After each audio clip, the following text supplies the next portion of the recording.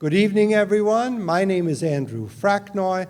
I'm the Emeritus Professor of Astronomy here at Foothill College in Los Altos, and it's a pleasure for me to welcome everyone here in the Smithwick Theater and everyone listening to us on the web to this lecture in the 24th Annual Silicon Valley Astronomy Lectures.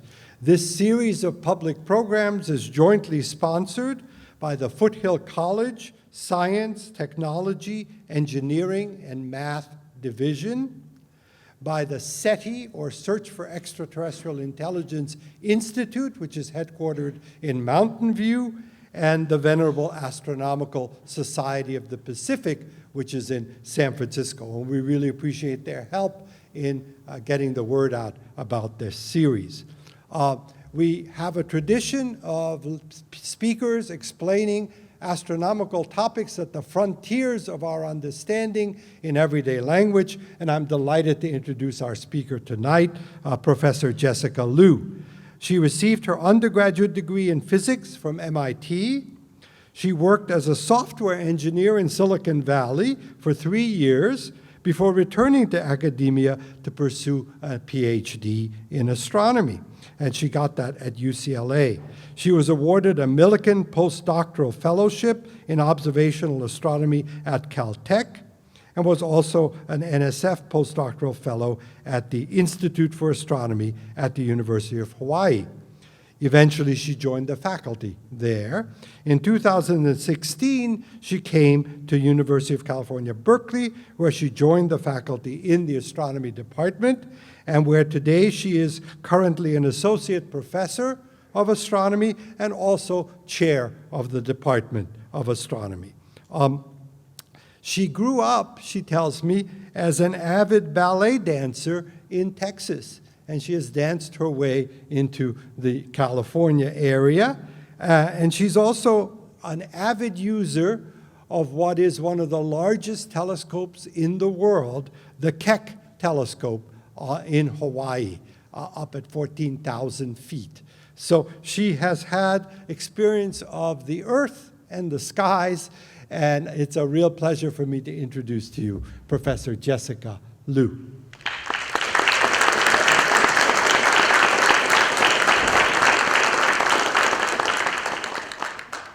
Thank you so much for the kind introduction and very much for the invitation to come and talk to you all tonight. That Keck Observatory that that you heard just mentioned is actually here. It's 2 telescopes situated there, and those lasers are real, and we'll talk about where those come into our story in a little bit. So tonight I'm going to tell you about finding black holes in our own Milky Way galaxy and tell you a little about the technologies we use to find those black holes. But let's start at the beginning. What is a black hole? I think we've had enough movies now showing you what black holes can look like. Here's an artist's rendition, this is not an astronomical picture, of a black hole that is warping the space-time around it and lensing or bending the light from background stars and galaxies. So that may be what a black hole would look like if we could get up close to one. It might be a little dangerous, but it's still possible. What does it mean physically, though? Well, black holes are relatively simple and also infinitely complex. A black hole represents the limit of our understanding of physics today. We think of a black hole at the center as fundamentally a singularity. That means a point at which the mathematics that we know about that describes the universe breaks, and we can't understand it. Black holes have relatively simple properties. They represent, if you take some volume and you pack some mass into it, at that point, the density becomes infinite. So it's mass over 0 volume. Just keep shrinking the volume down and down and down of anything, and you can get a black hole. A penny, a sun, a whole galaxy. Black holes' properties are few. They have mass.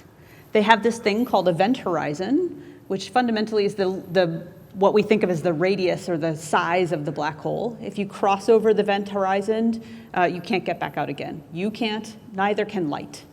That's what a black hole has. So in addition to mass, black holes also can have spin, we think, but I won't talk much more about spin today. So all of this is largely from theory. So let's talk about the theory of black holes. There's a couple of different varieties of black holes. One is what we would call ordinary black holes in double quotes. These ordinary black holes are the fate of massive stars. When a star that's much more massive than our own sun, something like 20 or 30 times the mass of the sun, when it dies, it exhausts its fuel at its core, it collapses, and it can become a black hole. But the black hole that you form is smaller.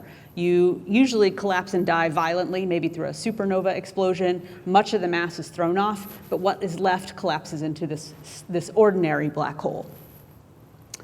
These were first predicted by theory, in fact. And we think we have somewhere between 100 million and 1 billion of these ordinary black holes floating around in our Milky Way galaxy. Just to give you some context, there's about 100 billion stars in our galaxy. So something like 1% of all the objects we think in our galaxy are probably these invisible black holes. That number, though, you see, it's an order of magnitude uncertain. We don't know if it's 100 million or 1 billion. There's another variety of black hole called a supermassive black hole. These are the kinds of black holes that you find at the hearts of galaxies, including our own Milky Way. Their masses are much higher, something like 1 million to 1 billion suns, not a few or 10 suns like the previous ordinary ones we talked about. Interestingly, these were not predicted by theory. They were first seen observationally. At the centers of many distant galaxies, you would find this bright, variable object called a quasar, and it turns out the only thing that can make something that bright and vary that fast was a supermassive black hole eating up gas from its surroundings. These days, we think there's a supermassive black hole almost in every galaxy we look in. We can find one. And I won't talk much more about supermassive black holes until almost the very end of the talk, because they are so well observationally studied. I think the ordinary black holes that we talked about are actually more at the frontier today. Even though there should be more of them and closer to us, we know of none up until last year. Okay, so how do we find black holes? This is a fantastic picture of the Keck Observatory, and this 2 twin 10-meter telescopes on the top of a mountain in Hawaii with beautiful conditions, but even such a beautiful telescope needs some help making sharp images of the universe. And we'll need those sharp images throughout the rest of this talk to find these black holes. So black holes are hard to find. Why? They're stellar ghosts. They have no light of their own. There's no signpost that says, I'm here, I'm a black hole. If you went and looked right at a black hole, you wouldn't see very much at all. So what do? Well, there are some ways to probe black holes. The first is you can see them. You're not actually seeing the black hole. What you can see is if the black hole has a companion star that it orbits around, or the star orbits around the black hole, and it's donating mass or spilling over mass onto the black hole, that accretion of gas, as the gas shrinks down and goes into the event horizon, it glows very brightly. So that's one way we can see black holes, but they have to have a binary companion star that's giving it mass. These days, in a very exciting technological development, we can also hear black holes. Now, this isn't hearing in real radio waves. This is hearing the ringing of space-time itself when 2 stellar mass black holes orbit and then merge. They actually produce ripples in space-time. Those ripples in space-time can now be measured with gravitational wave observatories like LIGO and CAGRA and Virgo. You may have heard of some of those. So they leave this little ripple that looks a lot like a little sound wave, as you can see on the bottom, and that's the signpost of merging black holes, not in our own galaxy, but in distant galaxies.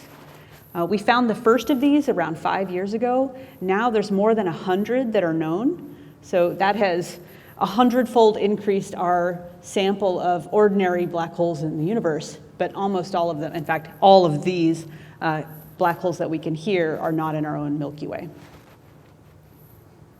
Here's the census of all the black holes that we know about, the stellar mass ordinary black holes that we know about, in blue. So the vertical axis on this plot tells you the mass. Those numbers are a little bit hard to see, and so I can try to turn on a pointer and show you right here. This is 50 solar masses, 50 times the mass of the sun going across like that. And down here is 5 times the mass of the sun. So these black holes are big. Right? The vast majority of these shown in blue are those ordinary black holes that merge and produce those gravitational wave signals. The ones that are in pink here are the ones that we know about that have a companion star that we're dumping mass onto it. And everything that's in yellow on the bottom is what we call a neutron star. It's not actually a black hole. It's the result of a slightly less massive star collapsing. So this is a lovely diagram. The butterfly effect is just here to make it look nice. This axis here doesn't mean anything. So that's a nice census, but everything in blue is outside the Milky Way. Everything in pink is inside the mostly inside the Milky Way. All of them are binaries. They all have companions of one kind or another. So that's fine, that's great, that's a fantastic sample of black holes. What can we say about black holes from that sample? Unfortunately, not a lot. So there are a lot of unknown questions. First off, I said we don't know how many black holes there are in the Milky Way. That's because we've only found maybe a half dozen, all in binaries in our own galaxy. We think the vast majority of black holes are single, isolated, free-floating, alone. We also don't even know which stars turn into black holes. That sample that I showed you is too small. We don't think it's representative of the normal black holes that are out there. It's just the rare ones that had these close by companion stars. So there's a lot we don't know about which stars will actually make black holes in the long run when they die. What is the black hole mass distribution? I showed you there are black holes of 5 solar masses and 50. Are there more 5s than 50s? Are there more 50s than 5s? Are there black holes even more massive than that and even less massive than that? That's one thing we still don't know. How many black holes are in binaries and when will they merge? Without finding this free-floating single ones, we can't say much about how often they become binary systems. Do black holes, when they are formed, get kicked? When that supernova occurs, it's a pretty violent reaction. You can imagine the black hole flying off into space. Or it might just sit there. We don't actually know. And finally, I won't talk about this too much, but if you're a fan of dark matter or string theory, we have a big open question about whether primordial black holes exist. These would be black holes born at the beginning of the universe, in the phase of expansion, rapid expansion right after the Big Bang. Some of the densest parts of the universe might have formed primordial black holes then. These are entirely speculative. The realm of mathematics at the moment, but doesn't mean we shouldn't look for them anyways. Okay, so we have lots of reasons to go out and look for free-floating black holes, not black holes just in binaries like we have for the last 30 years. So how do we do this? As I said, free-floating black holes are going to be pretty hard to find. They're going to be dark. They don't have much light themselves, but it turns out they are numerous. So if you just do a little exercise for me, hold your hand out and put your thumb out. You might be familiar with this exercise. That thumb is about the size of the moon, the full moon, when you're up in the sky. If you put this towards the center of the Milky Way galaxy when you go out at night and you see the swath of the Milky Way going by, and you put your thumb up there, you're going to have about 150 black holes behind your thumb. So why are they so hard to find? There's so many of them. So here's a little patch on the sky. This little patch, if you're an observer, this is about 20 arc seconds on the sky. This is 1/100th the size of the full moon, so it's a tiny little patch. And this is from simulations. You can see there are many, many, many stars. Those are in gray. There's many white dwarfs in pink and neutron stars in yellow, and maybe there's one black hole in this size of a patch. So the problem is there's a lot of stars, a lot of starlight that is masquerading and masking our view of whether or not that black hole is there. That's both a pro and a con. So those black holes, the stars that are there are shining, they're shining brightly. Maybe it makes it hard to find a black hole, but on the flip side, there's a fairly good chance that this black hole, as it moves across the sky, might run over one of these stars, pass in front of it. And that's the activity that we're looking for, because it can cause a signal called gravitational lensing. You may be familiar with lensing. This is a wine glass, the bottom of a wine glass. If you've ever held up a glass in front of a light source, like a candle, so here you have this nice candle, it's making a bright point for you, but when you make an image of that candle through the lens, suddenly you see multiple candles. There aren't multiple candles there. Really what you're doing is you're taking the light from the candle that would normally go away from your eye and you bend it back towards us and it makes that in this case, three images of the candle. It can get even more extreme. Here's one with 2 images of the candle. Here's one with a candle turned into a ring. All of this is lensing. Our glass at the bottom of this wine glass is just acting as a lens. A black hole can do the same thing. It can bend the space-time around it and cause the light of a background star to bend and warp and make a ring or make multiple images. And that's the signpost. If we could see that effect, we would know that there is something doing lensing in front of the star. A black hole, but it could be not just a black hole. It could be a neutron star, a white dwarf, an exoplanet, or another star. We see this gravitational lensing at work in the universe. This is not lensing by a black hole, but lensing by a whole galaxy. So here is a galaxy. Both of these are galaxies. This is actually 2 galaxies. One in the foreground, which is in the middle. Its gravity, it's closer to us, and its gravity is warping space-time, and the background galaxy shown in blue is actually imaged multiple times. It got warped and wrapped around the galaxy, and now we see multiple copies of the background galaxy. Pretty cool, huh? This is a real Hubble Space Telescope image, right? This is no longer artist's rendition. So these are both examples of lensed galaxies. Now, when it comes to gravitational lensing, galaxies are amazing because they're so big, we can actually see and resolve these separate images. We see them as distinct. Unfortunately, stellar mass black holes are so tiny that we aren't going to be able to, even with the biggest telescope in the world or the biggest telescope we can imagine in the next 100 years, we won't be able to resolve these. That's going to be a problem for finding free-floating stellar mass black holes. But let's go back to an artist's rendition, right? So I said if you can get close enough, here's that black hole doing its gravitational lensing, not of one background star, but of the whole Milky Way. Artist's rendition again, right? So if this could get as close as the nearest star, this is the kind of thing we might see. So now let's look at this from a little simpler perspective. A single background star's light rays will come off. Normally they would pass away from our telescope. We would only see the light ray coming straight on towards us from the center. But now these light rays get bent back around by the black hole, which is in the foreground. We make those multiple images and we see them on the sky. Now, a key thing to remember is that image is not where the background star is. It would look like the background star was way up here and way down here, but in fact it's in the middle. Now, as I said, we can't resolve these multiple images, these lensed images. All we see is a single star. The whole time it just looks like a single star. But temporarily that star will look like it gets brighter, and it will also look like it has a little shift. And I'll show you a position on the sky, and I'll show you what that looks like in just a minute. So even if we can't resolve it, we still might be able to use this lensing effect as a signpost that a black hole is there. Okay, here's the fun animation. So this is a black hole, again close, zoomed up, and this is a background star. And as we go forward, that background star passes by, everything in the galaxy is moving. You see the 2 images wrap around, and then it goes on its happy way. So now I'm going to replay this picture. Look at the 2 plots on the bottom this time. So as the background star gets gravitationally lensed, you see the brightness increase, and you see the position on the sky no longer look like a straight line. It has this funny little mustache effect. That's what we're looking for. These 2 measurements in combination, the change in brightness, which we call gravitational microlensing, because we can't resolve the images, we just see the brightness change, and this position change. We need both of these together to say, yes, there is something doing lensing, and yes, it is massive enough to be a black hole. Remember, black holes aren't the size of our sun. They're many times as massive as our sun.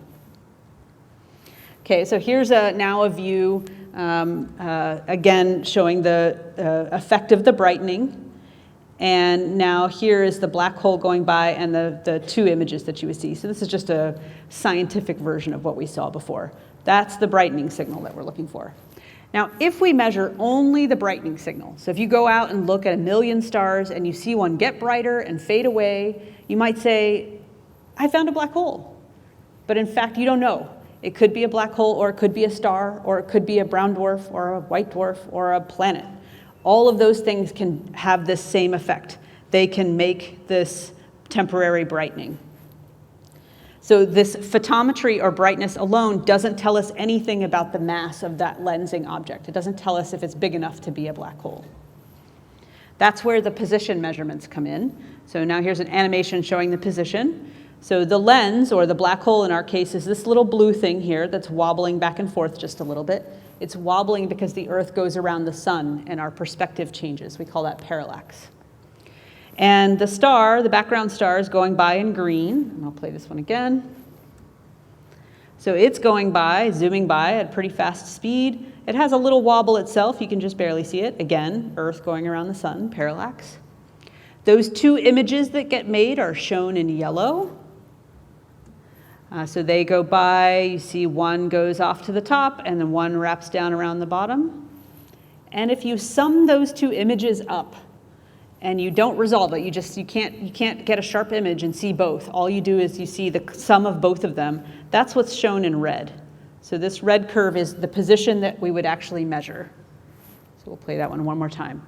So if we're just measuring the star and watching it go along its way, and suddenly it has this little perturbation right there, that's the size that we're looking for, then we can measure that offset and we can actually make a measurement of the mass of the lensing object. That says gives mass info right down there.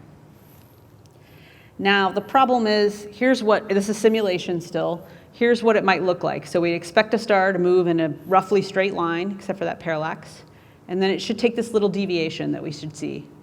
The size of this deviation is, in astronomy units, it's about 1 milliarcsecond for a black hole. What does that mean? Well, if you could see someone blinking on the moon, the movement of their eyelashes would be the equivalent of 1 milliarcsecond measurement. That's pretty hard to do, right? Even with their visors up on their spacesuit helmets, they have to blink, and you have to be able to say they're blinking 10 times a second or 50 times a second. That's the measurement that we're trying to make. So it is very technically challenging. So just remember that 1 milliarcsecond unit of measure is 1 eye blink worth of distance at the moon. Okay, so the cool thing is this astrometric shift or position shift that I was just talking about, the blinking, what we're looking for a black hole, the measurement is close to 1 milliarcsecond. Everything does this though. If it's a star or a neutron star, this is a star down here like the sun. If a sun were to do it, it also perturbs background light of its stars. Let's say there's a sun out there and it moves in front of some other distant background star. It too will gravitationally lens. It will make the background star brighter. It will make the background star look like it wobbles on the sky. It takes that little excursion. But the scale of it is much, much smaller. So here we go. We know what we need to do. We need to measure the brightening, and we need to measure this astrometric shift, the position shift.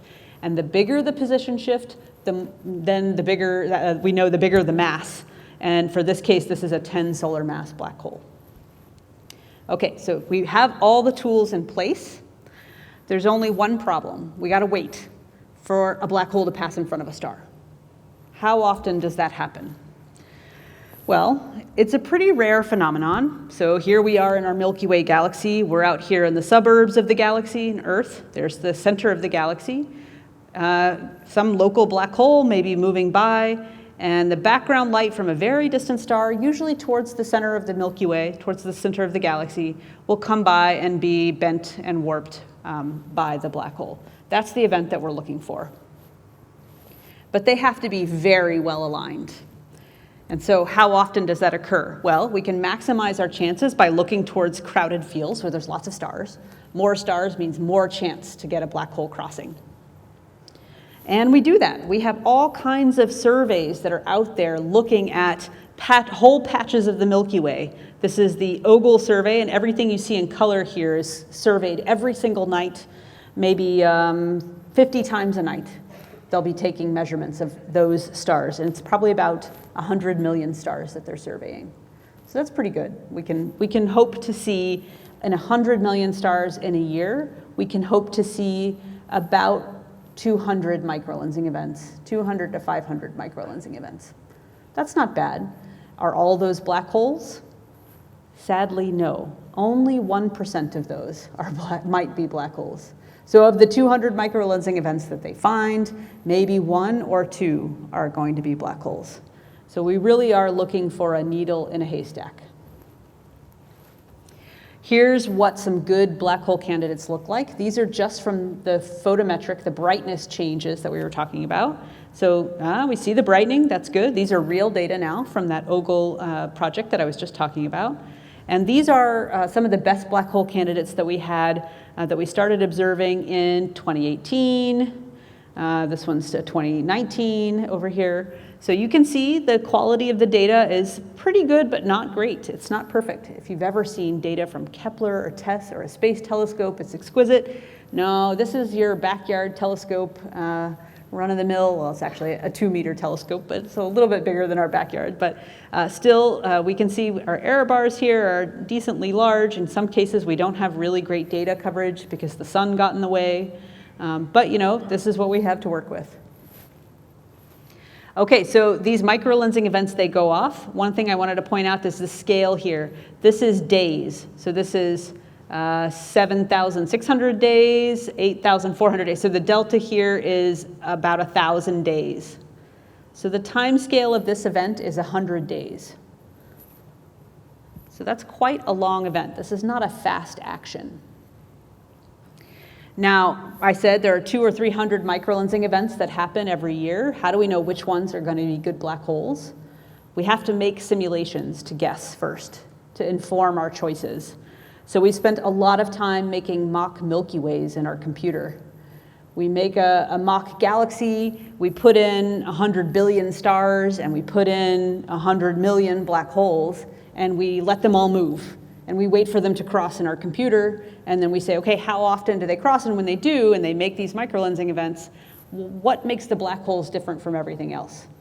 So this is simulation, not real data. And we have 2 things that we looked at in our simulations. We said, okay, let's look for that position offset. Remember, we were looking for that big shift in the position. That tells us that it's a black hole. So that's position offset here. And then this is the time scale, the duration of the microlensing event, how long it lasts. So everything in the simulation here, the stars are in green, white dwarfs are in blue, and the black holes are in black. So what you can see right away is the black holes like to have long durations compared to everything else, right? So that was the key. The key is not to look at all 200 or 300 of those microlensing events every year, but to just look at the ones that were longest. Find the longest duration microlensing events, the ones that take the longest amount of time, and only start to measure those, and then you'll have a better shot of finding a black hole. Otherwise, it's a 1 in 200 chance. By only focusing on things that are longer than 100 days, this is 100 days right here, that's 10 days there, and 1 day over here. By only focusing on things with 100 days, we have about a 50-50 chance of getting a black hole, at least when we set out to do this experiment, when we started, which was 10 years ago. So this tells you how to look for the photometry, the brightening signal. What about that astrometry or position signal? The same telescopes, unfortunately, can't tell us that position measurement. They can tell us whether a star gets brighter or not, but those telescopes tend to be small. Their images are blurry because of the turbulence of the Earth's atmosphere. And so we're stuck with very blurry images where we can't precisely measure positions. Instead, we have to turn to 2 possible resources that give us much, much better image quality. One is the Hubble Space Telescope. Go to space and you get clear images, even with a small telescope. And by the way, Hubble's a small telescope. It's only 2.4 meters. Or 2, we go to the biggest telescopes in the world, the Keck observatories, at least biggest in the optical and the infrared. The Keck observatories are great, but they still suffer from all that atmospheric turbulence that's blurring the images. But we are clever. We can equip them with something called adaptive optics, which I'll talk a lot about later. That's what these lasers are for. And with this adaptive optics, we can beat the blurring of the Earth's atmosphere. We can correct it in real time and get back to our super sharp images. And so that's what we've done. We've selected a bunch of black hole candidates from those photometric surveys I was talking about earlier, the long duration ones. And right at the peak, when we know how long they're going to last, we say these are good black hole candidates, and we start observing them with the Hubble Space Telescope and with the Keck Observatory. And we look for that position measurement. We first started this project back in 2011, so it's been a little while. These take a long time. Remember I said it's 1,000 days. So here was a pilot survey, the very first time we attempted this. Here's an example of the microlensing event. This is the actual microlensing event we first started observing. And we hopped onto it right around here, and we measured it from here, and then we measured it for another 6 years. And here's what we saw. Remember, we're looking for something that doesn't look like a straight line. Does that look like a straight line to you? It's pretty straight, yeah. Yeah, it's pretty straight.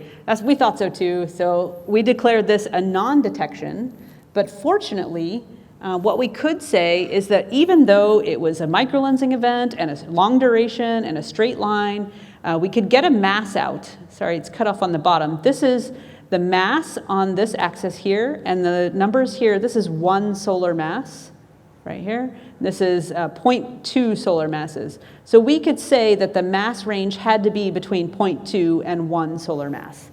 It definitely was not a black hole. But what it could do is tell us that we can show, if we had a black hole, we could have proved that it was a black hole.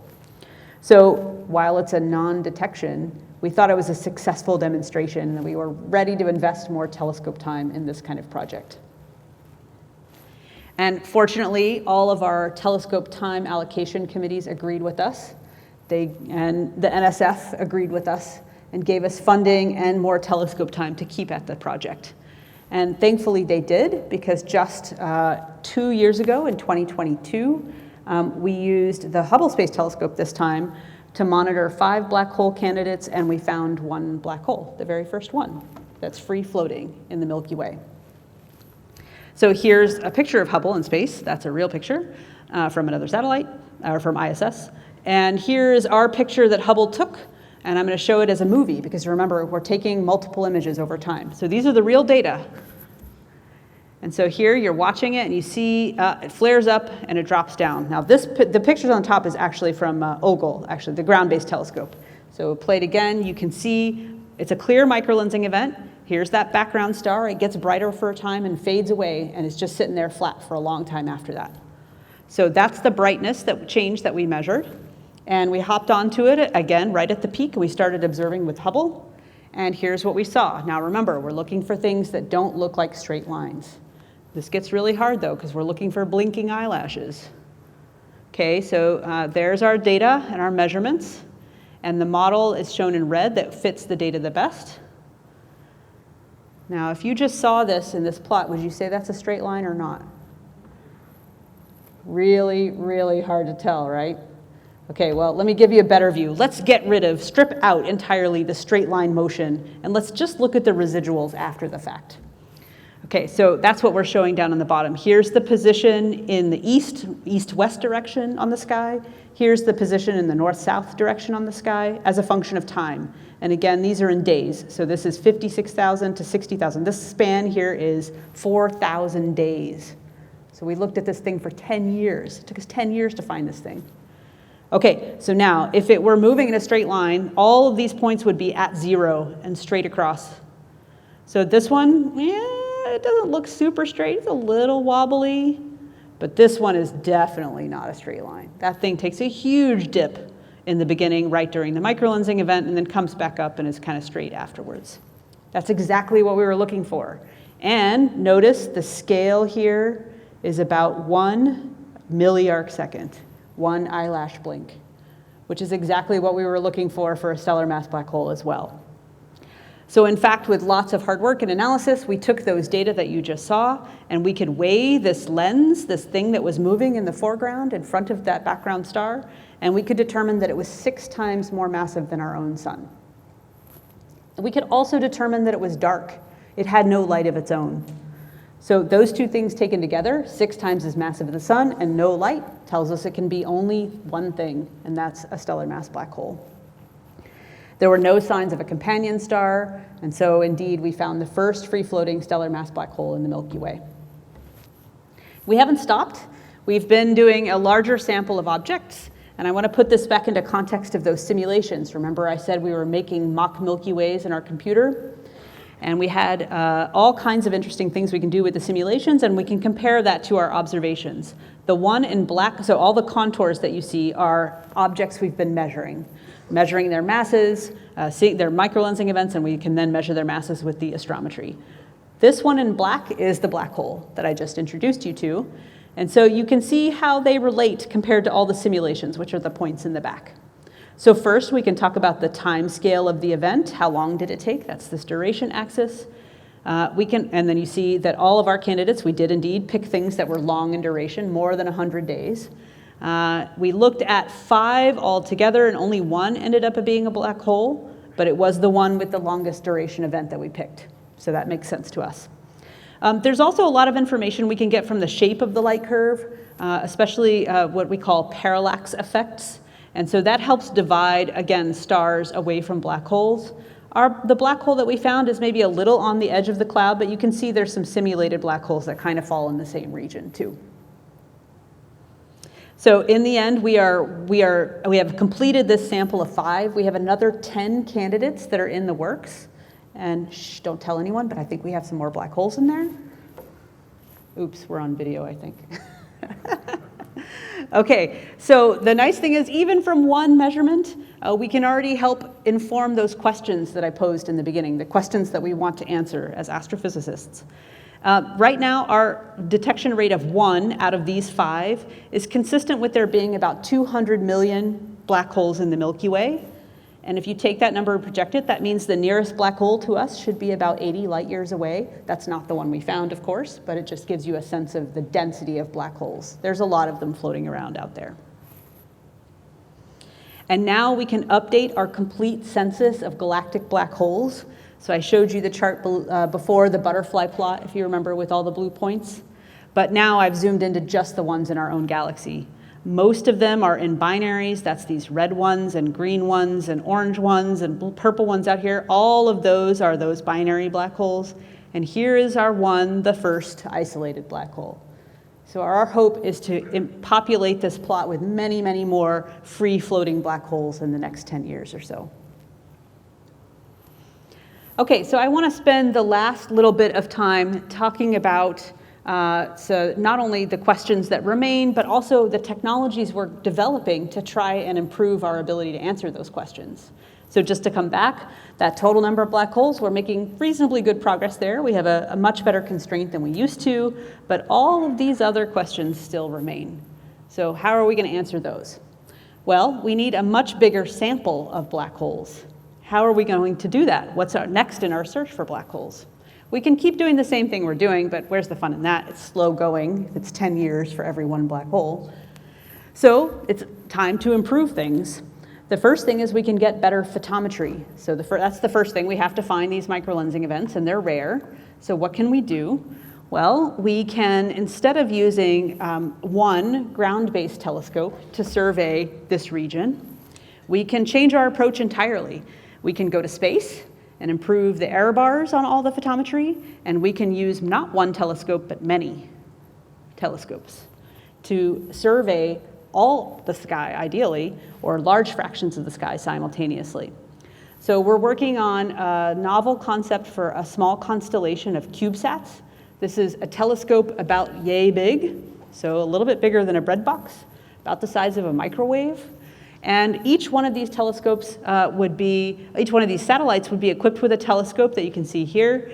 We would fly them in an orbit around Earth, close to Earth, just like Hubble, but kind of in a string of pearls configuration. And so this telescope is looking out here, this telescope's looking out here, they orbit around and they jump into the fields of view. So if you're looking for a microlensing event, you have nice continuous coverage of those microlensing events the whole day, the whole month, and for almost all of the year, except for about 2 or 3 months when it goes behind the sun. So this kind of concept is good for all kinds of time domain or transient phenomena out there in the universe, not just black hole gravitational lensing, but also supernovae, rare transient phenomena. And what's really neat about this concept of a space constellation of satellites is you can take all of these existing surveys that are out there. The one that's closest to Ogle is probably this pink point here. These are all other sky surveys. Here's how sensitive they are. So the more sensitive they are, the higher up they go. And then here's how much area they can cover all at once, simultaneously. And that constellation that I just mentioned, even if we only had 3 satellites, it would produce this point here. And if we could do 150 satellites, it would go over here. So we can cover much more area. That means many more stars and many more transient events, many more microlensing events, and therefore many more black holes. And with better photometry to boot. I said this kind of curious project can do many types of science. Gravitational lensing is just one thing it can do, including black holes, supernovae, exoplanets, follow-up of merging gravitational wave events, all kinds of fun science to be done with such a telescope. And for the techies out there, if you are an amateur astronomer, here's the rendering of the telescope just for fun. There's the telescope itself. This is sandwiched, a big solid piece of glass, all sandwiched together. So think of it like one piece of glass, and you coat the back side, and you carve out the front side, and the light comes through here, bounces off there, bounces off here, and then goes down there. So that's our telescope, all in one piece of glass, pretty cool. We have to have a deployable star shade that jets out so it can block all the sunlight and starlight that might sunlight and earth light that likes to come into the telescope. Our camera with the detector is back here. This is everything you need to keep a satellite flying in a stable orbit, and lots of solar panels to keep the whole thing powered. So this is a really fun project we've been working on. We're trying to get NASA to fund it now. If you want to know more, you're welcome to ask questions. But what I'm most excited about this kind of capability for gravitational lensing is, remember I said we can learn a lot by measuring the shapes of those microlensing light curves? So here is an example of what we can learn from the shapes. Here's a microlensing event. This is simulation. And if you look, there are subtle differences between the brown and the green. The brown and the green. They're very, very tiny differences. But they're what tell us whether something is a black hole in green or a star in brown. Those very subtle shape differences, if we could measure them, could tell us a lot just from the photometry alone without having to do those expensive measurements with Hubble and Keck in the meantime. So that would be better photometry. That's something we're aiming to do. But we're also interested in better astrometry, those position measurements, which are so critical to weighing the lens. So with that, we go back to the Keck or Hubble Space Telescopes, or even better, a whole new facility that we're working on. The Nancy Grace Roman Space Telescope is going to be a new telescope launched in 2027 by NASA. It's actually the same size as Hubble in terms of its collecting area, but you can see its field of view, the number of detectors that it has behind the scenes, is so much bigger than Hubble. There's Hubble's picture-taking capability. Here's Roman's picture-taking capability. So what's really neat is with Roman, we're going to do a microlensing survey, a gravitational lensing survey, aimed at finding exoplanets with Roman, and we're going to hijack it and have it find black holes too. So we're really excited about that. And what's cool with Roman is you get that photometry, the brightening, and astrometry, the position measurements, with the same telescope at the same time. Okay, not only Roman, we want to eventually be able to resolve those two images. Remember back in the early slides I said gravitational lensing takes one star and turns it into two? We would love to just see the two stars. That would be instantaneous proof. We could make an instantaneous measurement and say if it was a black hole or not. But to do that, we need way sharper images than we currently get today. That means bigger telescopes. So the only place we can really build bigger telescopes is on the ground, not in space. It's way hard to build big telescopes in space. James Webb Space Telescope is 6.4 meters. The next big generation telescope, which is called Habitable Worlds Observatory, is also 6.4 meters. We're not planning to build a bigger one yet. So Keck, comparatively speaking, is 10 meters. We're already bigger on the ground than in space, and we're thinking of 30-meter telescopes, which I'll show you in a minute. So that's great. Let's do it on the ground, except for that pesky atmosphere. Our beautiful starlight travels 20,000 light years, only to be distorted right at the very last millisecond. Okay, so I talked about these, what happens from the blurring effects of the atmosphere. Here's a nice Hubble image above the atmosphere. Here's what that same object looks like from the ground. Pretty nasty. But I mentioned these adaptive optics systems, and what those, this is a blurry image taken from the ground. You can see the atmospheric turbulence is doing all kinds of crazy things to this thing that's supposed to be a single star. So we do this cool thing with adaptive optics where we take that star's distorted wavefront, through the atmosphere.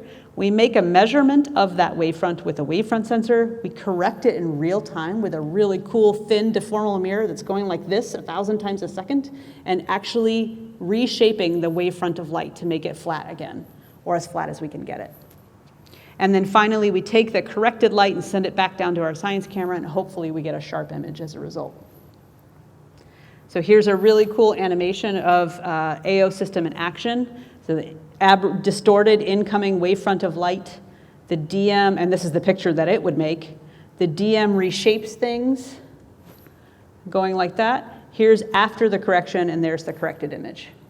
Right, so night and day, big, fat, blurry, yucky image, nice, sharp image there. So that's a simulation, and we can show you what this looks like with a real telescope, but I have to introduce you to one more technology, and that is we need a star to make the measurement of the wavefront in the first place. And that star has to be bright at optical wavelengths.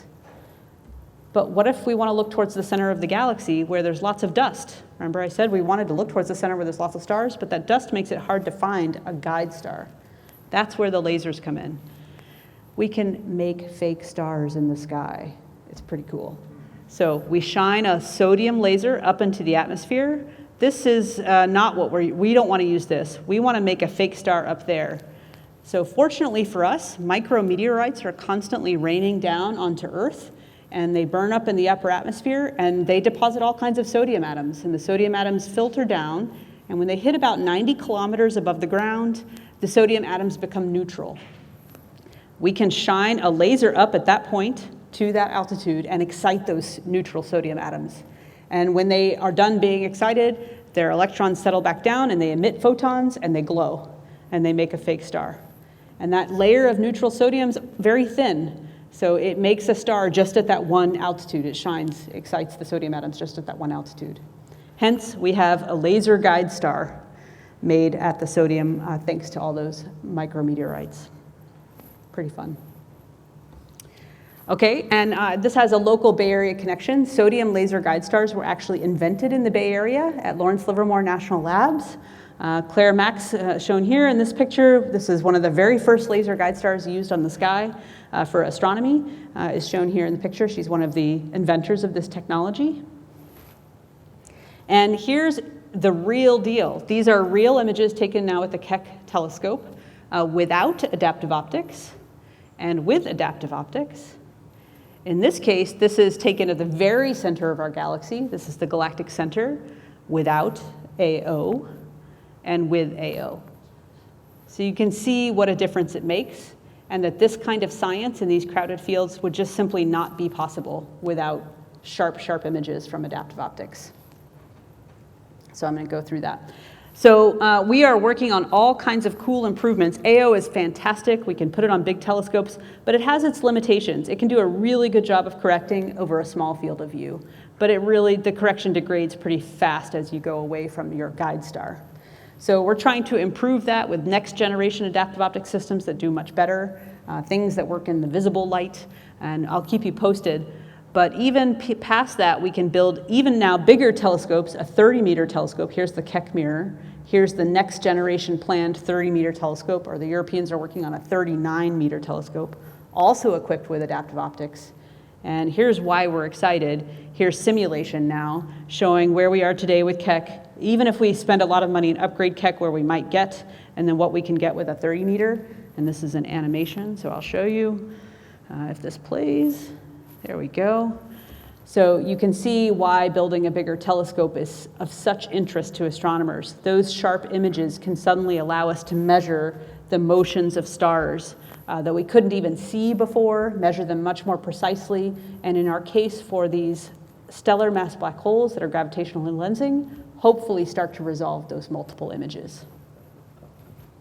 All right, so I'm going to finish there, and I'm happy to take questions. Thank you very much for your time.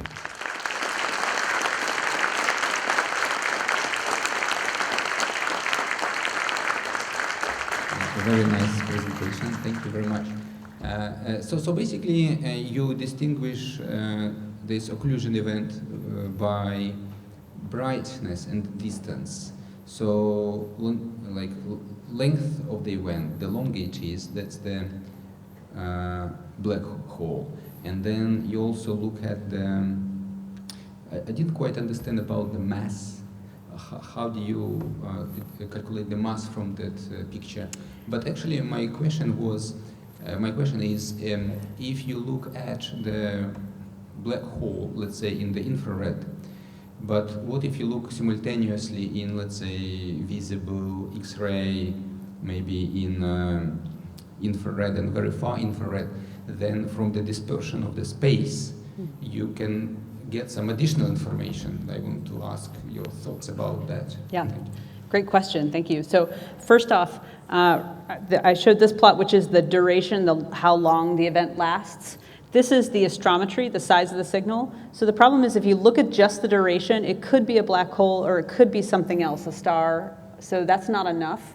You need the astrometry. So you need that positional offset to say a big positional offset, that's a black hole because it's long and big positional offset. Whereas if you have no positional offset, then it's probably a star.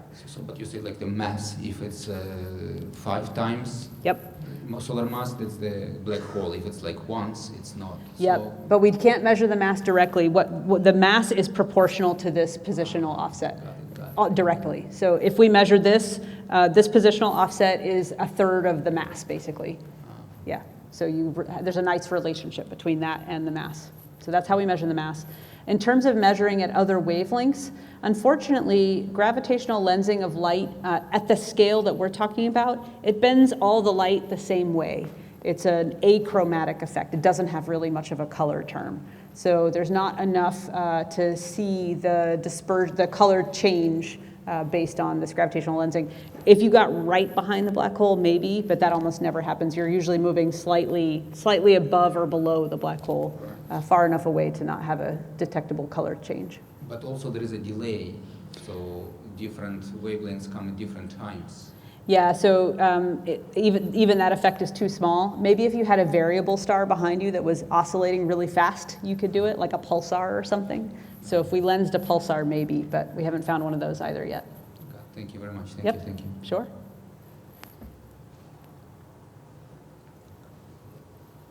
Professor, at the beginning of your talk, you said that black holes might have fin, or did you say spin? Spin, yeah. Spin. Uh-huh. Thank you. My other question is, the write-up for tonight's talk says only about 24, you say 27, black holes are confidently known in our galaxy. All of them are in binary systems where they orbit a living star.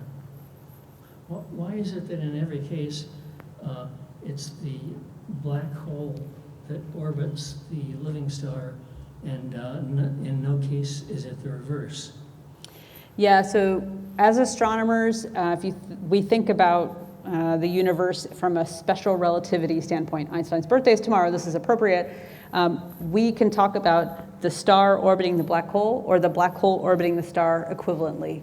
They're actually both orbiting a center of mass, so they both are orbiting.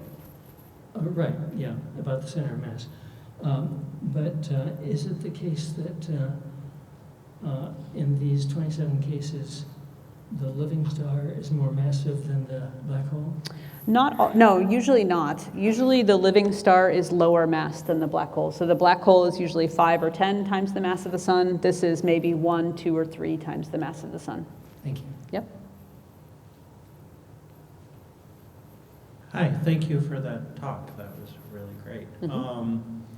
And I know your focus is on stellar mass black holes, but you showed us a lovely little simulated animation of Sagittarius A star. So I have a question about supermassive black holes at the Sure. center of galaxies. For those who don't know, that's the supermassive black hole in the center of this galaxy. So the Event Horizon Telescope, which is a kind of giant virtual Earth-sized telescope, has taken some lovely pictures of Sagittarius A star and a different one. How is your technology kind of complementary for that, and what can we learn about supermassive galactic center black holes using your technology that we weren't able to learn using the Event Horizon Telescope? Yeah, so the Event Horizon Telescope is an incredible machine or series of machines, array of machines across the Earth. It's only able to measure and resolve and take images of the shadows of exactly two black holes. One is the closest one, supermassive black hole, that's in our own galaxy, and the other is the most massive one in the nearby universe that we know of, which is M87. So everything else is too far away or too small for even that telescope to resolve, because they're trying to resolve what's happening right almost at the event horizon, right? That material that just before it passes across the event horizon falls in and glows, and that's what they're probing. For this technique of gravitational lensing, we are talking about now stellar mass black holes that are way smaller than these supermassive black holes. Could you use the same technique for a supermassive black hole? Maybe, but the problem is galaxies are a lot messier than this very simple black hole star system we're studying. The supermassive black holes have gas around them. They have a whole galaxy's worth of background stars behind them. That makes it much, much harder to interpret any gravitational lensing that we might see. All that being said, we are trying. So I also work on the Galactic Center, our own Galactic Center, and we are starting to think about, can we see gravitational lensing effects from our own supermassive black hole? Thank you. Yeah. Thank you very much for the presentation. I'm very fascinated by the binary black hole versus the free-floating black hole. My understanding is because of our limitation in the measurement method, so we measured much less numbers for the free-floating ones than the binary ones. So my question is there any understanding on the formation process of the binary black holes? Do they come from free-floating black holes capturing a living star, turning to that so we can observe? In that regard, do they then later, after absorbing all the living star and turning to a free-floating black hole again, have we made any observation relating to that? Thank you. You've hit spot on all the uncertainty that we don't know about binary black holes, which makes them fun to study but tough to interpret and extrapolate to the whole universe. So we don't actually know how these binaries form and get so close together. How do you get a black hole and a star forming that close? Because the black hole, when it was alive and it was a star, it's usually bigger than the separation between the two right now. So I think our current understanding is that probably both things happen. They probably form apart and then dynamically become binaries, and some of them started and were born as binaries. What fraction that is entirely uncertain. It's very, very challenging for us to understand. And we're still in the phase where stars dumping mass on each other when they have binary companions. We don't know what happens to the stars when that occurs. There's a lot of computational physics being done to try and simulate these situations in nature right now and understand what would happen. That will help a lot, and then just a lot more observations as well. Yeah. Thank you. Good. I'm curious about the practical matters of using these wonderful instruments. So how much time do you take in an observing session to get this data? How often do you need to get the data? And do you get as much observing time as you'd ideally like? Great questions, yeah. So for the brightening effects, we need a dedicated telescope looking all the time, every minute, every night. Really, they need to look every night for the black holes regularly, the same patch of the sky. And we have a few such facilities, but not a lot. For the astrometry, the position measurements, we use Hubble or Keck. We're typically using those a few times a year, and each time we do, it takes about 4 hours of observing. So it's not a lot of time, but the time is also extremely competitive, right? Every astronomer in the world wants to use Hubble or use Keck. So these telescopes are heavily oversubscribed. Hubble, it's like 10 to 1. So you can ask for 10 days of time and you'll get 1 day of time. Really, it's hours. You'll ask for 10 hours and you get 1 hour. So yeah, it's a very small amount of actual observing time, but it's enough that it's still really hard to get. And yes, we could use more, which is why we're excited for Roman. We have a whole survey dedicated to just microlensing to get the brightening and the position measurements. Thank you. I want to ask, is there an opportunity to use the synthetic aperture algorithms to resolve those 2 points? For example, if you have a Hubble, you will get effective diameter of your telescope like 2 Earth radius. Yeah, it's a great question. There's a couple different angles to it. That light curve shape stuff that I was telling you about is mostly from the Earth moving around the sun. So if you could put two telescopes at different points in the Earth's orbit and look at the microlensing event at the same time, you could measure that same shape effect. So that would be really fun, and we're trying to work on doing that now with a telescope on the Earth and a telescope far from Earth. So that's one way to do it. The other way is the Very Large Telescope in Chile that's run by the European